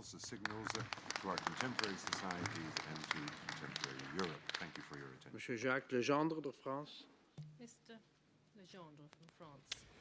Monsieur le Président, mes chers collègues, le Conseil de l'Europe dénonce, session après session, les atteintes aux libertés, les crimes commis en Europe et même partout dans le monde. C'est son honneur et sa mission que de veiller au respect scrupuleux des droits de l'homme. Comment pourrait-il éviter de condamner les crimes commis par les régimes communistes dictatoriaux? Nous avons condamné le fascisme et nous l'avons bien fait. Nous avons condamné le nazisme et nous avons bien fait, mais il existe aussi des régimes dictatoriaux d'origine communiste. Il est donc de notre devoir également de les condamner. Il ne s'agit pas d'un débat théorique et la condamnation a priori d'une idéologie. Il s'agit d'un constat. Dans tous les pays où le Parti communiste est arrivé au pouvoir pendant le terrible XXe siècle, il a supprimé les élections libres, le pluripartisme, l'information libre, il a emprisonné ses opposants et souvent il les a exécutés. C'est exactement ce que le Conseil de l'Europe dénonce partout où ceci se produit. Comment pourrions-nous rester indifférents? Les morts, vous le savez, se comptent par millions. On ne va pas débattre sur le décompte, il s'agit d'exécutions massives et dans de très nombreux pays. Staline, disons-le, était un assassin. Il relèverait aujourd'hui d'un tribunal pénal international.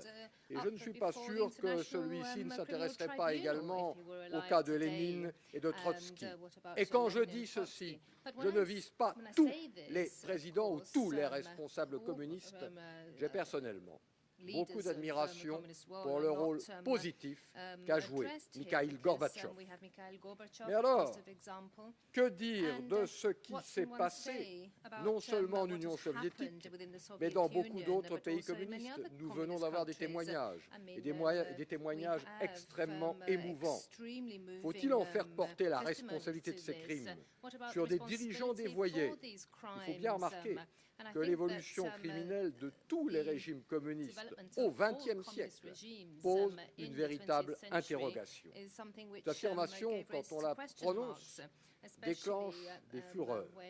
Nous n'aurions pas le droit de condamner le communisme parce que l'URSS a vaincu le nazisme. Certes, même s'il faut se souvenir aussi qu'elle avait commencé par passer un accord avec le nazisme. La mort de Hitler à Berlin, la victoire de l'armée rouge et des Alliés n'excusent pas les crimes de Staline.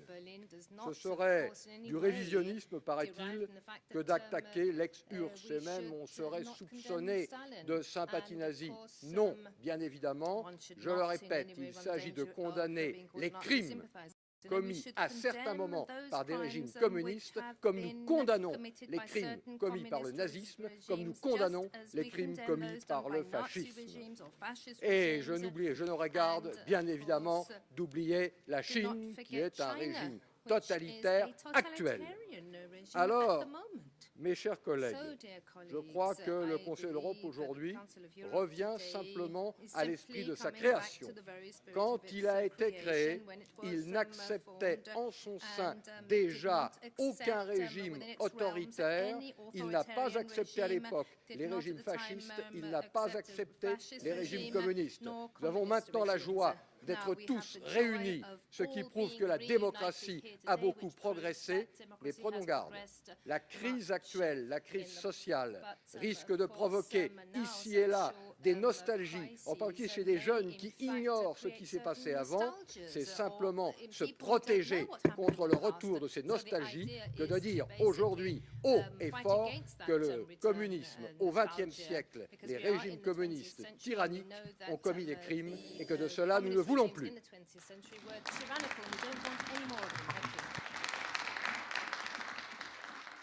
Mr. Peter Lachnit from Czechia.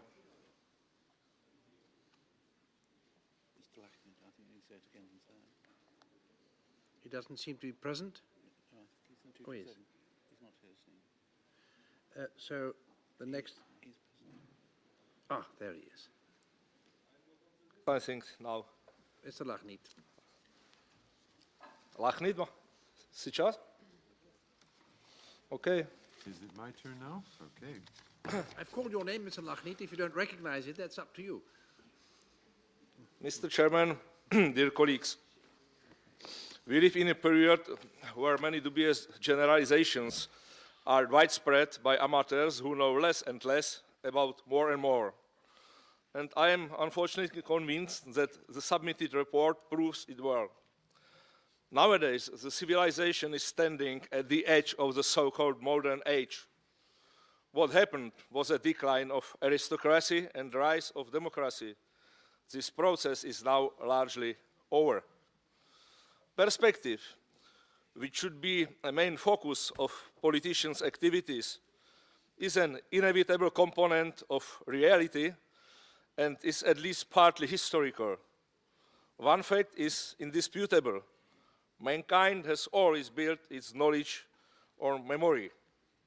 Those who regard the world before 1914 as a golden age are bitterly mistaken.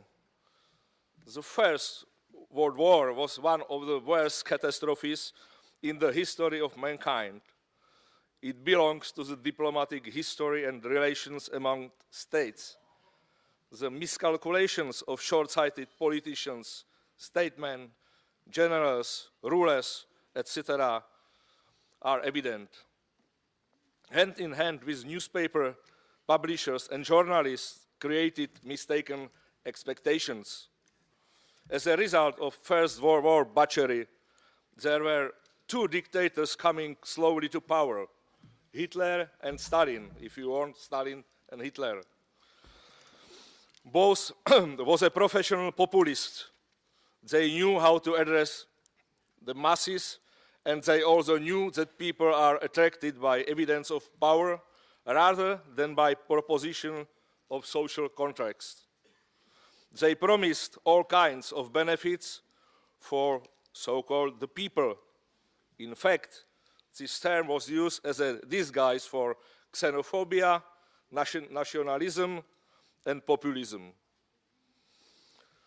These were Christian socialists who came to power in 1980s in Vienna on a wave of anti-Semitism and anti-liberalism, and whose rhetoric significantly contributed to the fatal crisis of the Habsburg Empire. The Russian Revolution in 1917 was a consequence of the First World War, and the cause wasn't ideological, but nationalist. The influence of Marxism and Leninism on this historical event is often very exaggerated. What happened in Russia in 1917 and after was horrible. Entire classes were decapitated or exiled. There is no time to describe all the atrocities in detail. After Lenin died, Trotsky pretended to believe in international communism. Stalin didn't. He inclined to nationalism and statesmanship, using propaganda for encouraging class feeling to pure Russians, this being in fact expression again of xenophobia. There are many books describing the propagators of international communism and vice versa, but one doesn't have to be a communist sympathizer to understand that this view is inseparable from the general idea of progress, evolution of democracy idea, and social question. Let me to conclude with the words of Polish dissident Adam Michnik. I hadn't been a coward with you then, and I needn't be to have with you a hero now. Thank you. Next speaker is Mr. Gennady Zyuganov of the Russian Federation.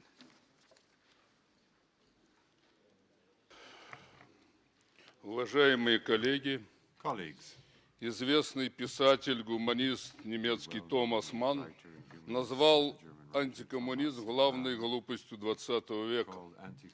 Антикоммунизм везде способствовал приходу к власти фашистов, а следовательно и свершению главного преступления XX века.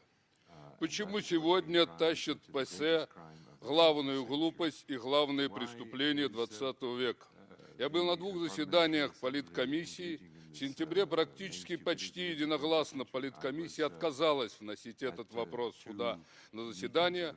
Спустя 3 месяца в декабре мне, лидеру крупнейшей компартии, не дали выступить на политкомиссии от имени 73 лидеров коммунистических, левых и рабочих партий, которые в Афинах просили ПАСЕ не затевать эту провокацию. Даже не дали выступить. Наши материалы не распространили здесь, в зале, для того, чтобы вы ознакомились с позицией практически всех левых сил планеты. Кто судил уже коммунистов? Судил Геббельс и Гитлер Димитрова в 1933 году. С этого начиналось шествие фашизма по всей Европе. Судили маккартисты в Америке, но даже Верховный суд США отказался признать это действительно. Нас судил Ельцин в Конституционном суде ровно год, и тем не менее не сумел сломать судей России для того, чтобы признать преступниками коммунистов. Кого судят? И сегодня здесь 40 миллионов моих сограждан, которые прошли через Компартию. Через Компартию прошли все командующие фронтов вместе с Жуковым, которые освобождали Европу от фашизма и гордились своим пребыванием в Компартии. В Компартии гордился, член Компартии гордился Гагарин, первый космонавт планеты, и Нобелевский лауреат Шолохов, автор легендарного «Тихого Дона», который переведен во всех странах Европы. Кого судят? Компартию Франции, Италии, Греции, которые были сражающимся и которые больше всего потеряли своих членов в годы войны. Сегодня китайская Компартия, господин Ленблат, насчитывает 70 миллионов человек. Вам не хватит в Европе тюрем для того, чтобы их туда засадить. Сегодня коммунист возглавляет парламент Индии, и коммунисты возглавляют парламент Бразилии. Сегодня левые настроения расширяются не только в Азии, но, по сути дела, красной становится Латинская Америка. Мне представляется, что сегодня здесь затеяна провокация с далеко идущими последствиями, которые не только расколят Европу. Я считаю, самым перспективным предприятием 21 века это союз Европы и России, где есть огромный потенциал. Она обострит отношения со всей Азией и Латинской Америкой. Если вам хочется судить, начинайте с капиталистических режимов. Они развязали 2 мировые войны, организовали колониальные империи, они развязали войну во Вьетнаме, залив ее напалмом. Они сегодня воюют на Ближнем Востоке, если так хочется судить, начиная, можно, с инквизиции, которая несколько веков господствовала в Европе. Мне кажется, это абсолютно нерациональный подход. Сегодня наступил момент истины. Кто есть кто? Кто либерал, а кто пособник фашистов? Кто социал-демократ, а кто опять, как в 30-е годы, укроется и будет поощрять развитие фашизма сегодня в Европе? Сегодня в Прибалтике фашистские эсэсовцы уже маршируют и об этом молчат. Сегодня нарушаются сплошь и рядом национальные права многих народов. Мы считаем, что это нерационально. Фашизм начался с поджога Рейхстага. Его поджег Ван дер Любе, полусумасшедший человек. Зачем Ленблат, вам, господин Ленблат, и другим поджигать снова Европу и сеять рознь между партиями и движениями? Мы считаем, что в этом зале запахло нечто коричневым и холодной войной, что совершенно недопустимо для Совета Европы, прав человека и достоинства каждого гражданина.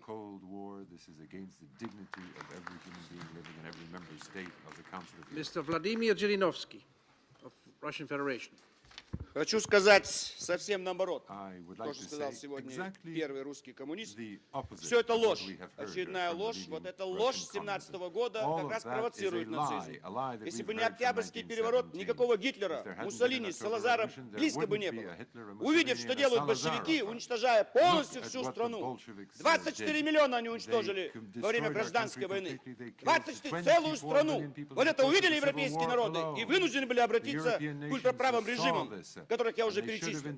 И война с Гитлером началась именно из-за того, что был Советский Союз, советский режим. Если бы этого не было бы, европейская демократия придушили бы Гитлера еще в 1933 году.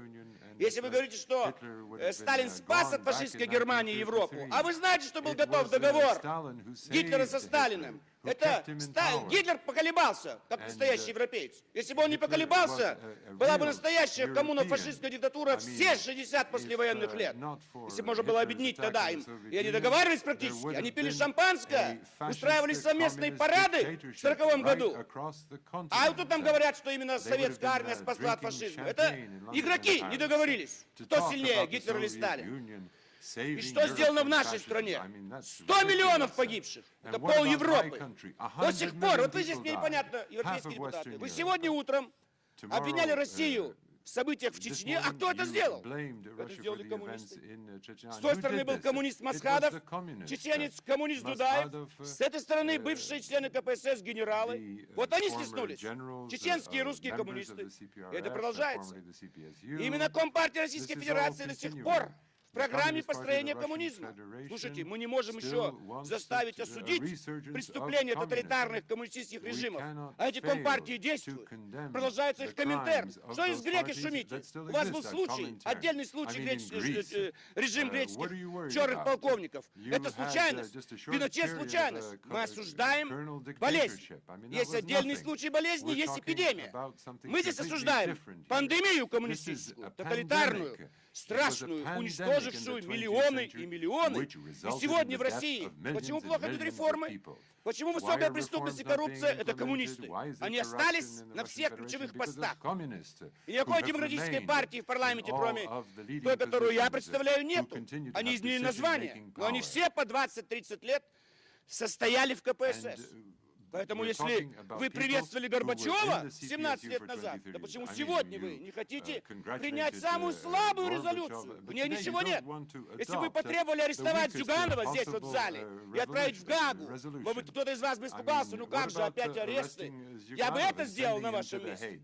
Чтобы несколько коммунистов украинского, русского, молдавского в Гаагу. Чего вы Милошевича арестовали, там держите? Русские коммунисты, молдавские, украинские куда больше сделали преступлений. Мне непонятна ваша логика. Прибалтийские народы недовольны Россией за то, что сделали советские коммунисты, а не русский народ. Сегодня Закавказье недовольно. Та же Грузия недовольна Абхазией. Кто это делает? Абхазские коммунисты и русские коммунисты. В Молдавии кто это там делает Приднестровье? Молдавские коммунисты и русские. То есть они остались, и в программах у них стоит. А Китай много миллионов. Что вы говорите, что 70 миллионов китайских коммунистов. Завтра туда дайте на 3 часа демократию, и вся эта партия разбежится. Как разбежалась советская компартия. За 2 часа они свои партбилеты выбросили. 20 миллионов советских коммунистов. Какая же это партия? Когда их никто не угрожал им. Просто сказали, все, закончился Советский Союз. Они моментально сдали свои партбилеты. Это группа была авантюристов, профанаторов. И они обманули миллиарды людей. Они обещают то, что невозможно никогда. Нигде и никогда не будет построено коммунистическое общество. Это уравниловка. Это всем дать маленькую квартиру, зарплату. Люди этого не захотят. И они подавляют любое творчество. У нас после падения Берлинской стены выехало 15 миллионов. Это потому, что коммунисты советские еще есть у нас в стране. Русские коммунисты. Поэтому я прошу о солидарности. Поддержите. Это очень слабый документ. Нужно было куда сильнее осудить. Но хотя бы это сделайте. Что же скажет молодежь России? Совет Европы не хочет осудить тоталитарные коммунистические режимы, то эта молодежь потянется к коммунистам. Начали решать, что вы вместе с коммунистами. Я прошу вас поддержать резолюцию, чтобы хотя бы этим слабым документом показать и сделать это праздником. В перспективе это должен быть праздник 25 января 2006 года, когда мы окончательно осудили самую страшную политическую болезнь. Ибо коммунизм породил все остальное, в том числе исламский терроризм. Если бы советская армия не вошла в Афганистан, не было бы никакого Талиба и Бен Ладена и все остальное. Все это порождение плохое. От того первого страшного большевистского переворота. Поэтому предлагаю поддержать. Mr. Zhirinovsky, will you please sit down now? Я закончил и прошу поддержать резолюцию. Лично я проголосую за.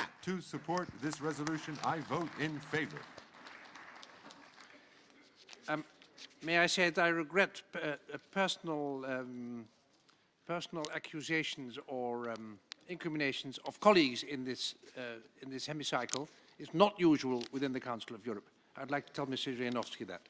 His remarks about Mr. Zhuganov should not be made like that. Mr. Georgi Bokaria of Georgia. Thank you, Mr. Chairman. First of all, I would like to thank the rapporteur for this resolution. I strongly support it, and not even the fact that Mr. Zhirinovsky is supporting it can change my mind.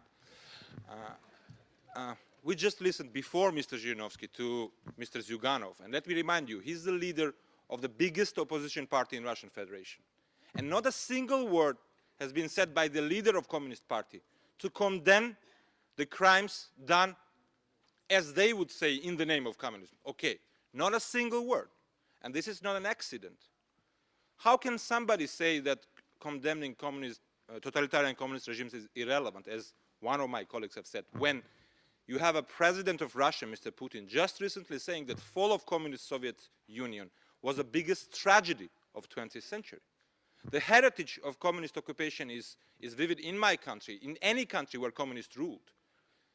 Mr. Lukashenko is not, well, clear-cut, maybe communist, but he is a result of communist regimes. Well, it was already mentioned that communists still rule in several countries where they are continuing to prosecute people and to kill people for their conscience, for their beliefs. It's important for moral responsibility. Just listen to Ukrainian delegation. They were crying after finally there will be an international document recognizing the genocide of 1930s. It's important for people.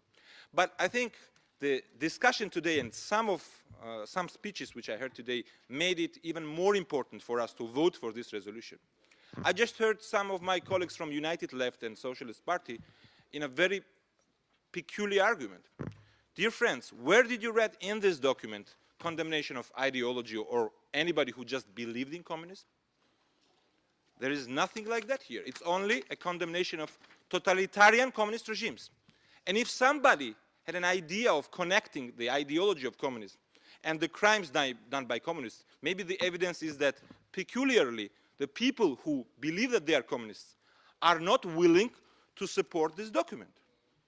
That's very strange. I'm not implying that anybody, again, who says that he's a communist is a criminal or is inclined for violence. No, but certainly the fact that anywhere where communists gained power, it finished with bloodshed and terror, it cannot be just coincidence. The case of Moldova, which was referred by Mr. Kosachev, it's really irrelevant. It's not the case where communists gained power. It's a result of fall of Soviet Union. Again, wherever communists became majority, it ended with repressions. And that's not a coincidence. My friends, I'm against any bans on symbols or ideas especially, and I must confess, I'm hurt when I see young people with T-shirts with Soviet symbols. Those are the symbols under which my country was occupied, and my country suffers up to date. But we must defeat those ideas with more speech, with our ideas. And our goal should be to make any political group who is not willing to clearly, explicitly distance itself from these crimes, to make them marginal. That's our goal. Now, one of my colleagues in my group, Matthias Yorshi, said that I have no problem with communists until they are in minority. That's exactly how it is. Yes, my friends, communists are in minority in Europe right now. Let's vote for this resolution and do our best in the name of liberty to keep it that way. Thank you.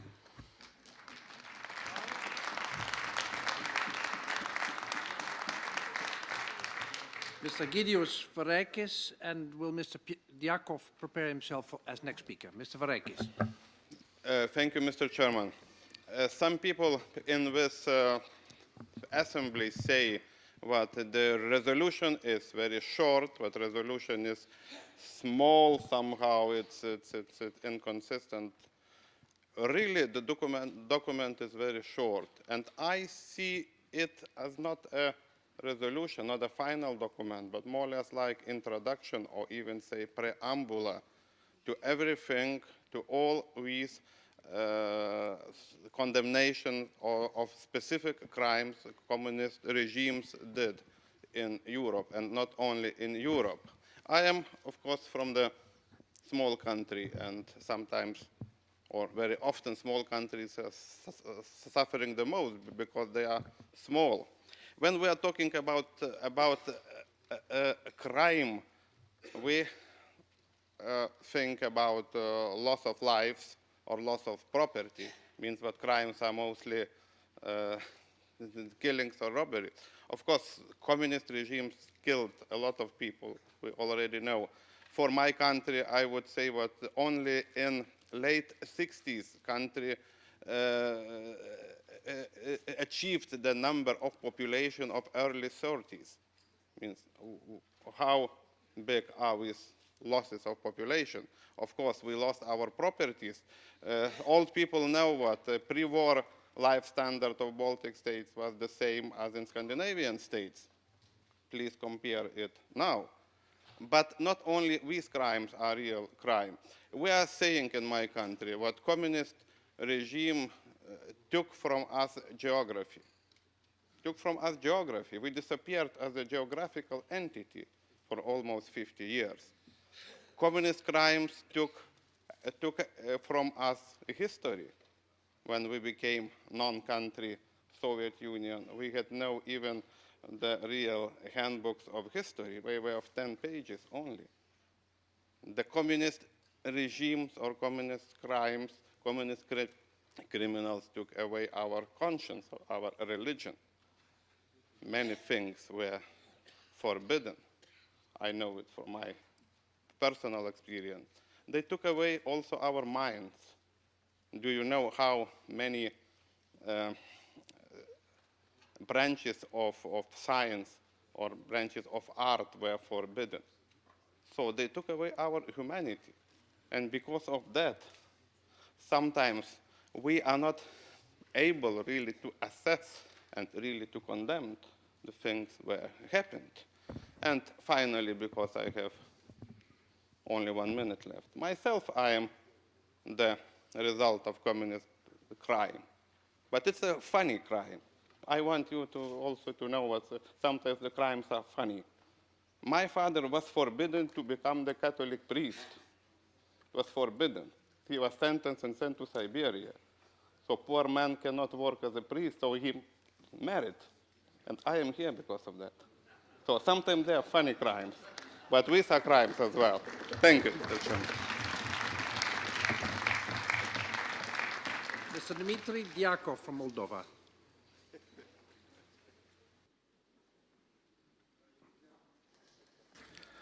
Дорогие друзья, разговор сегодня принципиальный, хотя и неоднозначный по той теме, которая обозначена в повестке дня. Я представляю маленькую страну, так же, как и коллега из Литвы, маленькую страну, которая пережила все эти события, все эти годы. И я думаю, что та часть членов Ассамблеи, которые представляют здесь эти страны, молодые демократии, конечно, они должны разобраться в своей истории для того, чтобы построить будущее этих стран. Потому что я не думаю, что угрожает Великобритании, Швейцарии или Швеции возврат коммунизма. Там коммунизма не было. Поэтому, конечно,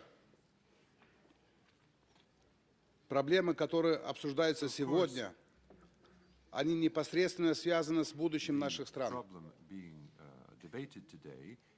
С верой в будущее нынешнего поколения. Конечно, хотелось бы, чтобы это обсуждение сплотило всю парламентскую ассамблею. Потому что мы находимся в парламентской ассамблее, которая приняла Европейскую конвенцию по правам человека, основополагающий документ, которым мы руководствуемся все эти годы. И, конечно, когда мы говорим о преступлениях тоталитарных режимов, коммунистических и не только коммунистических, то, конечно, мы должны исходить прежде всего из тех основных положений Европейской конвенции по правам человека. Мы порой и здесь сегодня спорим, демократические были выборы, недемократические. Иногда защищаем людей, которых незаслуженно наказали. Но здесь идет речь о миллионах, о сотне миллионов. В Молдавии в 1940 году проживало около 3 миллионов человек. Сотни тысяч из них были высланы в Сибирь. Мои родители, как и родители моей коллеги, были высланы в Сибирь. По линии отца были просто зажиточными крестьянами, по линии матери был священнослужителем. И я родился в Сибири, и я лет 40 на каждом шагу был вынужден объяснять, почему я родился в Сибири, и почему мои родственники умерли в Сибири, похоронены в Сибири. Конечно, такое нельзя забывать, и думая о будущем, конечно, нужно подводить какие-то итоги. Я сегодня говорил на комиссии, что, наверное, поздно Ассамблея обратилась к этой проблематике. Конечно, я абсолютно разделяю председателя нашей группы о том, что эту проблему надо было рассматривать в более широком контексте. И чтобы эта проблема не выглядела как борьба левого и правого фланга европейской политики. Это не будет способствовать укреплению нашей позиции по поводу осуждения преступлений тоталитарных режимов. Я хочу закончить тем, что, конечно, вот то, что предложил господин Пыч, наверное, полезно, но, с другой стороны, это процесс, который, кстати, упоминалась Молдова несколько раз, который не имеет никакой связи с нынешним современным. Потому что наша Компартия, например, выиграла выборы в условиях конкуренции, свободной конкуренции, в условиях демократических выборов. Но документ такой нужен для того, чтобы всем было повадно в пространстве восточной, посткоммунистической вернуться к таким принципам управления в современном мире. Спасибо. We come to the last speaker, and that is Mr. Marko Michalsson of Estonia. Thank you, Chairman. Dear colleagues, I am sure that this evening's session here will go to history. There is great chance that the first time ever crimes of totalitarian communist regimes will be officially condemned by the major international forum, as is Parliamentary Assembly of Council of Europe. Giving all the credits to our rapporteur, Mr. Lindblad, I must argue that only his brave and honest position has brought us to here, to the final discussion about this well-balanced and truly historical document. Some of colleagues asked during discussions in Political Affairs Committee and here why we are dealing with this document now and what sort of added value it gives. First of all, this report has been waited for a long time, simply because crimes against humanity cannot be forgotten. Secondly, we must understand that adopting today's report of Mr. Lindblad, we will make an enormous step to secure our own core values: human rights, rule of law, and democracy. 3 R's: remembering, reconciliation, and recognition are the key words which should drive us here and our minds. I strongly believe that united, civilized, and peaceful Europe cannot be founded on the erasure of the memory. Unfortunately, I must argue that public awareness of crimes of communist regimes remains minimal, if not critical. And unfortunately, we witnessed this even here. As we are the most respected organisation for defending human rights and rule of law in the European continent, we must be a priori interested in the atrocities being remembered so that they are not repeated in the future. In that case, I see the document of Mr. Lindblad as a starting point what awareness campaign European level. Activities from organizing international conferences up to erecting memorials and museums are vital steps in that way. But we cannot be successful in our efforts if reconciliation process in the society suffered under totalitarian communist regimes are not finished or even undertaken. I argue that unfinished reconciliation is the best possible and very fertile ground for reviving both Stalinism and Nazism. And this could have serious political consequences we won't like to see in the future. We have heard voices like supporters of this report demanding a new Nuremberg trials. I want to be clear here. No single trial can make the difference. It was not Nuremberg trials which shaped Germany's collective memory. It was a debate begun by Germans themselves which helped to build strong democracy on the ruins of Nazi dictatorship. German experience shows us that any society who are ready for a reconciliation and approach critically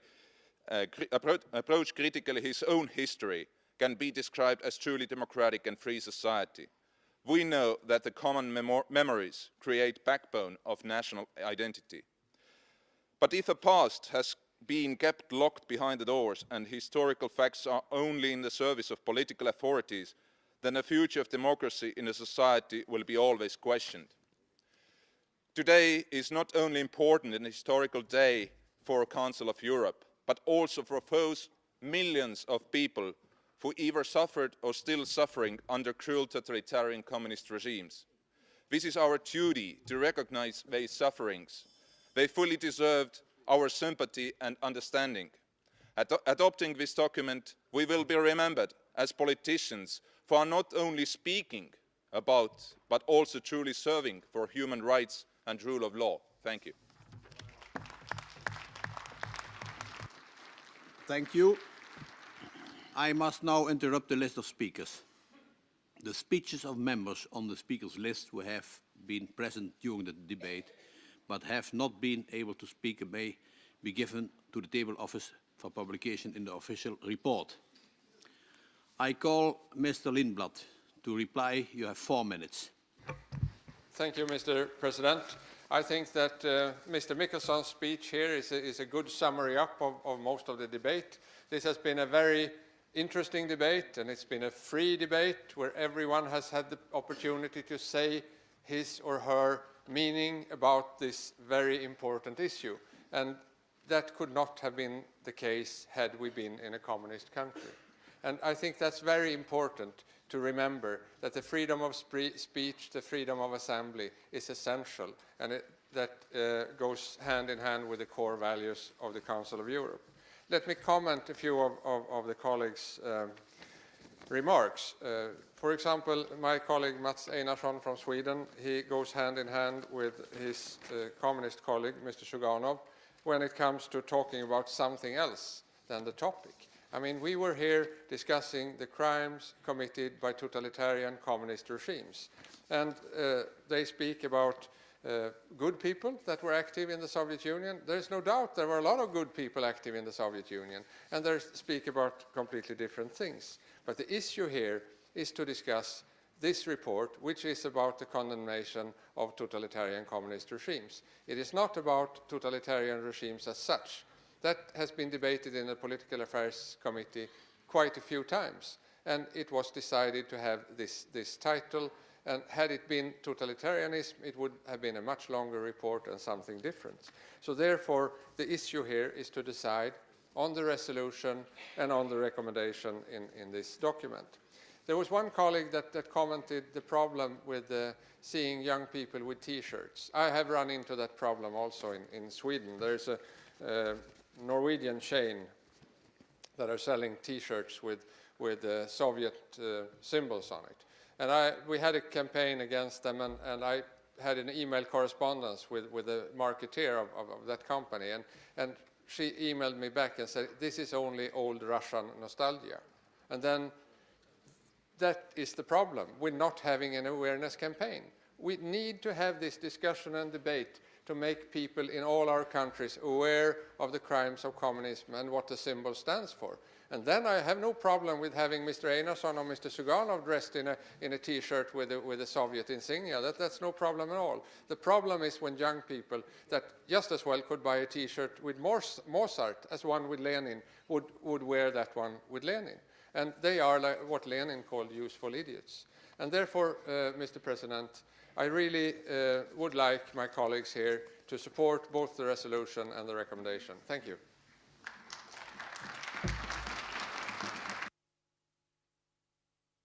Thank you. Does the chairperson of the Political Affairs Committee, Mr. Attis, wish to speak? You have 2 minutes. Thank you, Mr. President. First of all, this high-quality debate gave additional honor to our Assembly. I'm sure that after this debate and during the debate, rose a lot of attention all around the world. Therefore, I would like to thank all the speakers, and I'm proud of being part of this Assembly. Thank you very much. Thank you. The debate is closed. I give now the floor to Mr. De Puch, who has asked for it at the beginning and wishes to move the reference of the report back to the Political Affairs Committee. Mr. Puch, you have the floor. Merci, Monsieur le Président. Effectivement, au nom du groupe socialiste, je vous demande d'ouvrir la procédure de renvoi de ces rapports à la Commission. C'est donc les renvois pour y travailler encore, pour préciser, pour analyser mieux. Ça, c'est, je l'ai dit, ce n'est pas un bon rapport. Il pourrait être un bon rapport, mais il n'est pas un bon rapport. En ce qui concerne son analyse et l'exposé des motifs, on aurait pu aller beaucoup plus loin, beaucoup plus profond. Mais aussi, il n'est pas bon parce qu'il permet des interprétations qui ne sont pas juste sous les titres qu'il porte.